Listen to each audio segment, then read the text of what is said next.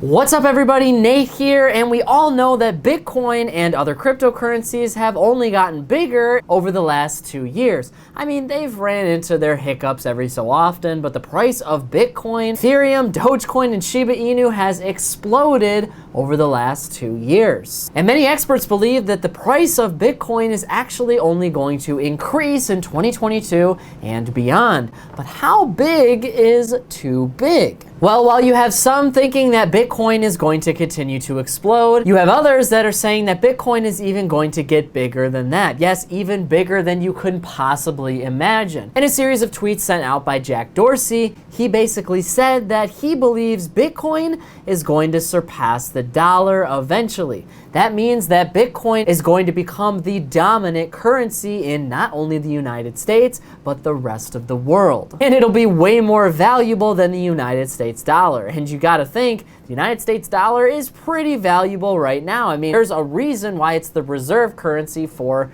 pretty much every other nation. So today I wanna take a minute to kind of discuss why Jack Dorsey believes that Bitcoin eventually is going to surpass the dollar. In addition, I wanna talk about how Bitcoin continuing to grow in value is going to affect our economy and markets, and what that could actually mean for the cryptocurrency market in general. Before I break this down, smash, destroy, or hit that thumbs up button below. I really appreciate that because it helps me to know that you enjoyed this video and that I should make even more here on YouTube. Okay, so let's break down everything Jack Dorsey said here. So he was having a Twitter exchange and they basically asked him, is Bitcoin going to replace the dollar? And he said, yes, it will. Now, Jack Dorsey specifically is a massive supporter of cryptocurrency and Bitcoin. His company Square has been buying billions of dollars worth of Bitcoin for quite some time now. In addition, Jack Dorsey himself has purchased a lot of Bitcoin and even tweeted back in August 2021 that our world is very divided right now, and Bitcoin will be the only thing that actually unites all of us. He loves cryptocurrency so much that he actually changed his company name from Square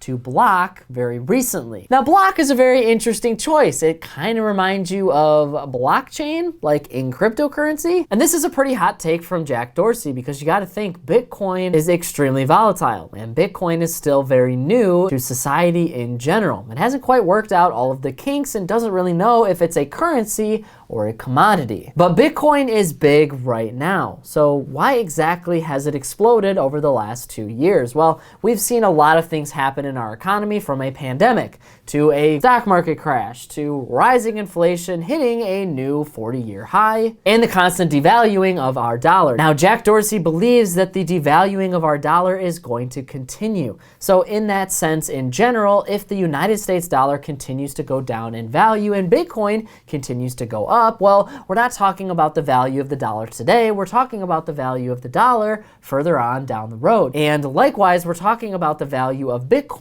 further on down the road. So looking at them both right now, they're not really comparable. And why exactly has the dollar been devalued over the last 2 years? Well, there is a variety of different reasons. I mentioned before inflation. So in December 2021, we saw the consumer price index show that prices increased on average for just about every industry by around 7%. That's the highest we've seen since 1982. And what that tells us is that everything in our economy is starting to get more expensive and people need more money in order to buy all of the same things. So the value of your dollars goes down because the buying power starts to decrease too. Nothing really in the economy changed as far as what is being produced. I mean, a gallon of milk is still pretty much a gallon of milk. However, you need more money now to buy it because the US dollar is worth less because there is so much money circulating throughout our economy. And there has been a ton of money printing over the last 2 years. I mean, the federal government passed a ton of different bills that helped out Americans during the pandemic, at least the heightened parts of the pandemic. That being said, all of this money appeared to be free. However, there is some grave consequences to printing that much money all at once. One of the biggest ones is inflation, but now we also have supply chain issues because everybody is buying more than what they're used to and what they actually need. And Jack Dorsey believes that this is going to continue. He's spoken out on this a lot because he believes that all of this cheap money entering our economy is only going to continue. So the United States federal government and governments around the world for that matter printed more money than they ever have to solve a crisis during the 2020 and 2021 pandemic. That was basically their solution. Print a ton of money and give it to all of your people, because most of our governments function capitalistic in some way. That means that they rely on spending, because spending money means that all of the private businesses in your economy can get money. And if all of your businesses are doing super well, then that means they can pay their employees and they can hire more employees. They can continue to grow and hire even more employees. But the point here is that if your businesses are doing well and people are spending money, then that shows that your economy overall is improving. Your GDP is going to go up. Your gross domestic product, which is basically just the revenue of all of the businesses in the United States, is going to go up. But if you print too much, then you have a problem, because now you have rising inflation because there's just way too much money going around. We saw this happen back in 2020 when the pandemic first started. Nobody really knew what was going to happen. Nobody knew if people were going to be out of work for months or even years. So the federal government and the Federal Reserve decided to step in and print trillions of dollars so that people could be uninterrupted in their spending. And the Federal Reserve dropped their benchmark interest rates so people could go out and get loans super easily. That means way more money, way more loan issuing, and an expansion of your economy, even though it's technically all artificial because nobody's even making any money. So where does cryptocurrency come in here? Well, the stock market was crashing. The value of our dollar was starting to go down, which means investors and people around the world wanted to still make money, but they couldn't do that trading US dollars or stocks or bonds or other assets that used US dollars. They needed to invest in something else, and there was an asset that was beginning to rise in the ranks in the business and financial world. That asset was Bitcoin and other cryptos. So people started to buy cryptocurrency, and at the time, Bitcoin wasn't really all that valuable. I mean, I think one Bitcoin was only valued at around $7,000 back at the start of 2020. Today, it's valued at around $45,000, and that's just for one coin. In addition, cryptocurrencies like Bitcoin have universal value, so that's kind of where the commodity side of Bitcoin and cryptocurrencies comes into play here. Commodities have universal value because they take time, energy, and money to create. So Bitcoin is no different than something like gold. The only difference is that it's completely digital. There is a finite supply of gold and silver and other energies. There's also a finite supply of Bitcoin. Due to the constraints of its blockchain technology, there can only be 21 million Bitcoins. So once all of those have been mined, that's it. That's all you got. Which means it's a natural hedge against inflation. Its value will continue to go up as long as more people want it. So saying the value of Bitcoin is at 45,000 right now and that it could continue to go up is not really that crazy. In addition, our world is getting increasingly more digital every single day, and we're going to need a currency for that digital world. The metaverse, online lives in general, is beginning to expand, and the natural currency for that would be a cryptocurrency. This is all a complete flip to our traditional money like US dollars. Bitcoin is deflationary. Its value could continue to go up because there's only a certain amount of them. However, on the flip side, traditional dollars like the US dollar are completely inflationary. The United States government needs to print more in order for our society to function. Think about it, when they come out with a new bill, or the United States government has to pay its debt, all of that money has to come from somewhere, and the United States government is a currency issuer. They print the money and they decide how much money needs to be printed for everyone else. And in a way, the Federal Reserve believes that some level of inflation is good. Like, you need some inflation for your economy to grow. This shows that there's more of a demand and need for money in your society. But if it goes up way too fast, then you have a problem, because then you have rising inflation and pretty much everything has to rise around it. Wages have to go up. But if wages go up, then that means people are going to be able to buy more. And if they start buying more, then businesses are going to have less supply, so they have to make more. And if they make more, that's going to cost more, and they have to trickle that cost down to the consumer. So eventually, wages are going to have to go up again. It's just a big spiral of money problems. So essentially, Jack Dorsey believes that Bitcoin will eventually replace that. But what exactly would that look like? So Bitcoin is obviously a great hedge against inflation, but there are a lot of other reasons why people love Bitcoin. Bitcoin is essentially the cryptocurrency, or the currency for the people. Anywhere in the world you can use Bitcoin. Anywhere in the world, Bitcoin is valuable, and you can trade it for a country's currency and get a ton of cash. That in itself is one reason why a lot of people believe that Bitcoin will surpass and replace the US dollar as the world's biggest currency. Think about a US dollar for a second here. In order to get a US dollar, you pretty much have to be in the United States or do business with a company that wants to accept US dollars. Bitcoin's a little bit different though, because no matter where you are in the world, you can actually hold and buy Bitcoins. This means, for one, you don't have to have a traditional bank like you do in the United States to hold your money, and two, everything is completely digital, so you don't actually have to go out and get your cash. If a business accepts Bitcoin, you can just use your Bitcoin.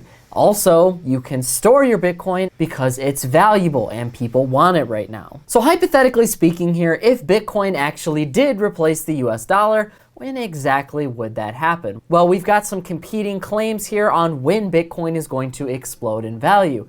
We have big banks like Goldman Sachs saying that Bitcoin is going to reach $100,000 within the next 5 years, so by 2026. On the flip side though, a lot of crypto experts say that Bitcoin may actually reach $100,000 in value this year, so 2022. And the reason those are so different is because you have to remember what gives Bitcoin value. So people are investing in Bitcoin right now because it is an alternative to our traditional money. It doesn't follow traditional standards and it doesn't follow traditional inflation like the US dollar does. But in the near future, most experts believe that Bitcoin will not replace the US dollar. And the reason being is because Bitcoin and the cryptocurrency market have some serious problems to work out. In 2021 alone, there were over $7 billion stolen from cryptocurrency investors through scams and other hacks. That is massive, and the problem is, while the exchange can give you a lot of money back for those crypto transactions, they can't exactly get your crypto back. This is because, again, there's only so many cryptocurrencies on the market. So with Bitcoin, for example, there's only 21 million available. If somebody steals your Bitcoin, then the exchange can't exactly give you back more Bitcoin. There's only so much to go around, and they don't have any more. Number two, Bitcoin itself runs on really outdated technology. I mean, it is the first cryptocurrency to hit the market all the way back in 2009. So the transaction time with Bitcoin is a long time. And in general, it's not as updated as some other cryptocurrencies like Ethereum, Dogecoin, and Shiba Inu. Number three, and probably most importantly, Bitcoin and other cryptocurrencies are extremely volatile,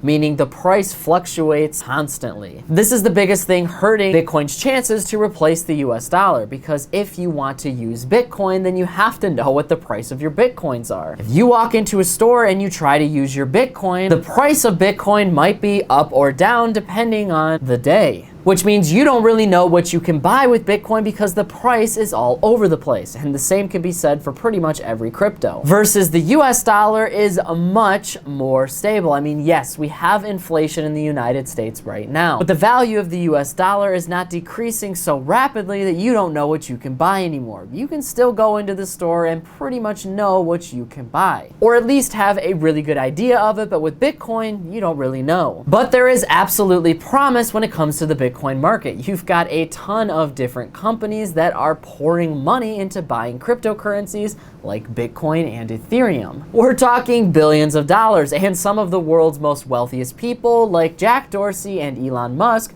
are pushing Bitcoin and cryptocurrency right now. The more they talk about crypto, the higher cryptocurrency will go, especially if they're talking about it in a positive light. But if that doesn't really continue, then there's not really much use for Bitcoin. So if a lot of these businesses end up selling their Bitcoin, if the Federal Reserve and the federal government of the United States end up regulating cryptocurrency so much that it's nearly impossible to use, then the demand for cryptocurrency is going to go down. Now, the United States government doesn't really have any reason to do that for one big reason: taxes. And the United States government loves taxing just about everything, and cryptocurrencies are no different. And if the value of cryptocurrencies continues to go up, let's say $100,000 plus, then when people go to sell that cryptocurrency, that is going to be a huge payday for Uncle Sam. And it could also mean other opportunities for the United States government to get in on cryptocurrency. I mean, if crypto continues to explode, it might not be Bitcoin that becomes the world's currency.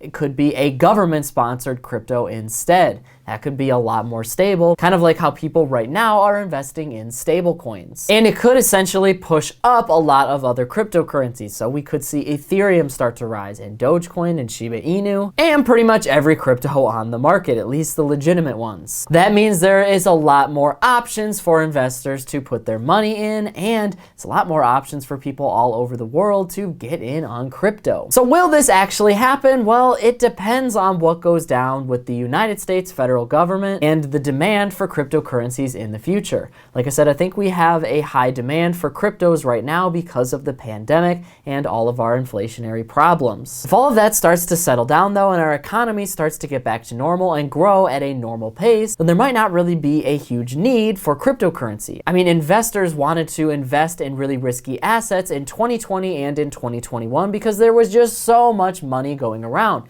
and the United States federal government was just essentially giving people thousands of dollars. So investors were taking that thousands of dollars and throwing it into a risky asset.